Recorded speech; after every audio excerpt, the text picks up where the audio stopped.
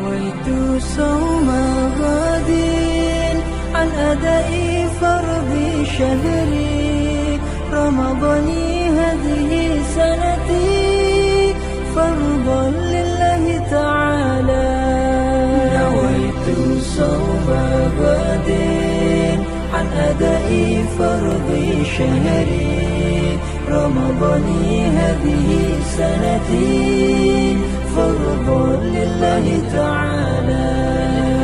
Di bulan yang suci marilah saling memberi, hilangkan iri dan dengki karena Allah semata.